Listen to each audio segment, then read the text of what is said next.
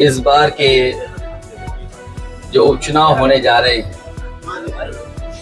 वहां से समाजवादी पार्टी के प्रत्याशी सांसद रहे तेज प्रताप यादव ऐतिहासिक वोटों से जीत करके जाएंगे।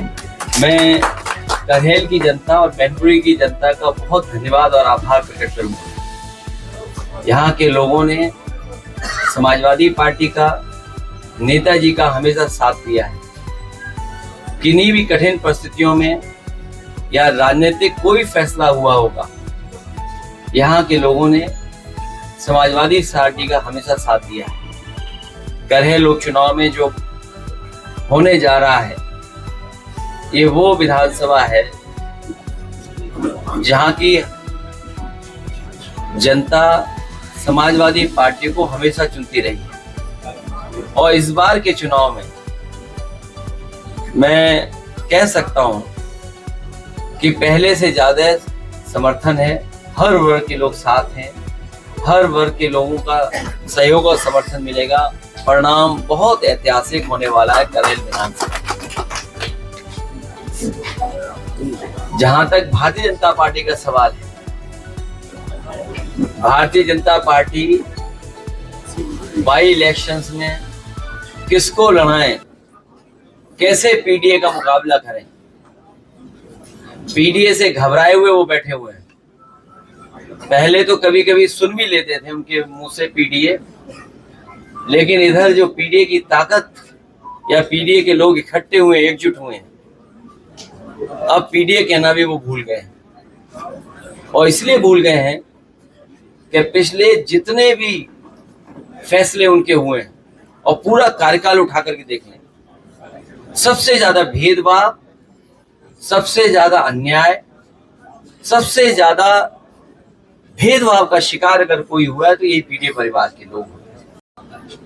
मैं जानता हूं क्योंकि चैनल बहुत पेड होते हैं आजकल।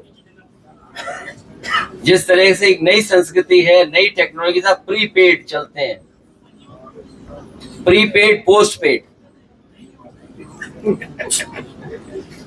जब मैं देख रहा था तो चिंता चैनलों को इस बात की थी कि तेज प्रताप ने तिलक कितना बड़ा लगाया है।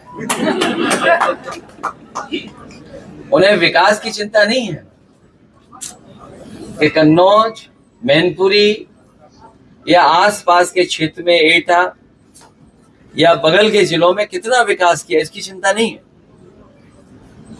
चिंता इस बात की भी होगी कि कौन कौन बैठा था कुर्सी पर, कौन कौन तस्वीर में है। आज सवाल वही है जो पहले थे। महंगाई वैसे ही बढ़ती चली जा रही है, बेरोजगारी वैसे ही बढ़ी है, और जिस रफ्तार से समाजवादियों ने विकास करना शुरू किया था, उस विकास को रोकने का काम किया इन्होंने। संविधान की लड़ाई, बाबा साहब भीमराव अम्बेडकर जी का दिया हुआ संविधान, उसके तहत जो हक अधिकार मिलने चाहिए वो भी अभी अधूरे हैं। जो लड़ाई जीती लोकसभा में, उसमें थोड़ा बहुत रुके हैं भाजपाई, लेकिन अभी भी उनके फैसले ऐसे नहीं हैं जिससे कि सभी को न्याय मिल रहा हो। ये अपने आप को हर संस्था से ऊपर समझते हैं, इनके लिए कोई संस्था नहीं है। भारतीय जनता पार्टी के लोग अपने इशारे पे चला रहे हैं। ये सदस्यता कम कर रहे हैं, जमीनों पे कब्जा ज्यादा कर रहे हैं। इनकी जो सदस्यता चल रही है वो कम चल रही है, लेकिन जमीनों पे कब्जा ज्यादा चल रहा है। इतना भ्रष्टाचार, बेईमानी, लूट कभी नहीं होगी जितनी इनकी सरकार में होगी। और खासकर उन यूट्यूबर्स को, उन तमाम सोशल मीडिया के लोगों को जिन्होंने निष्पक्ष होकर के सच्चाई सामने लाने का काम किया। और सच्चाई ये है कि भारतीय जनता पार्टी ने जानबूझ करके दंगा कराया, क्योंकि उनको पता है कि चुनाव आ गया है, किसी भी सवाल का जवाब जनता में नहीं दे सकते। इसीलिए राजनीतिक लाभ लेने के लिए जानबूझ करके भारतीय जनता पार्टी ने दंगा कराया है।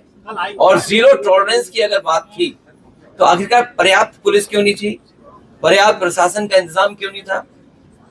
और जो जानकारी में था प्रशासन को, उसके बावजूद भी नहीं किया कुछ भी। मुझे उम्मीद है कि न्यायालय से न्याय मिलेगा। 80 लोगों की गिरफ्तारी हुई है राष्ट्रीय रहेगा, दो सीटें कांग्रेस को देने की बात चल रही है। अब भारतीय जनता पार्टी जिसको चाहे उसको गिरफ्तार कर ले, पत्रकार साथी भी गिरफ्तार हो जाते हैं। अगर वो कोई सच्ची न्यूज चला दें तो फोन आ जाता है उनके पास, उनको बाकायदा ब्रेकिंग न्यूज व्हाट्सएप पे मिलती है कि आपको ब्रेकिंग न्यूज यही चलानी है जो व्हाट्सएप पे आई है। अरे जी, जिस तरीके से सरकारी मशीनरी का दुरुपयोग कर रही है, गरहेल की जनता के सामने किसी तरह का दुरुपयोग नहीं चलेगा। सामने से दुरुपयोग दिखाई देगा, लेकिन वही अधिकारी कहेंगे अरे जीत तो आप ही रहे हो, हम समर्थन आपका ही कर रहे हैं। जी, नामांकन प्रक्रिया शुरू हो चुकी है, लेकिन अभी तक प्रत्याशी नहीं कुछ पाए। अभी चाचा ने जो कहा वो ठीक कहा कि उनके पास प्रत्याशी नहीं है, ढूंढ रहे हैं। अभी नामांकन चल रहे हैं, समय है, ये हम दो दलों की बात है, हम लोग रास्ता निकालेंगे। अध्यक्ष जी, अयोध्या की मिल्कीपुर सीट जो थी उसको कानूनी पेचीदगी का स्वरूप दिया गया, लेकिन ऐसा कुछ है नहीं वहाँ, क्या कारण है? सच्चाई आप भी जानते हो, जिस सरकार ने बीएलओ हटाए हो, सब अधिकारियों को हटा दिया हो, अपनी मनमर्जी के अधिकारी पोस्ट कर दिए हो, मुख्यमंत्री जी एक बार नहीं कई बार गए, कई बार विकास का पैकेज भी दिया उन्होंने, और जब इंटरनल सर्वे करवाया उन्होंने तो इंटरनल सर्वे में बीजेपी हार रही थी।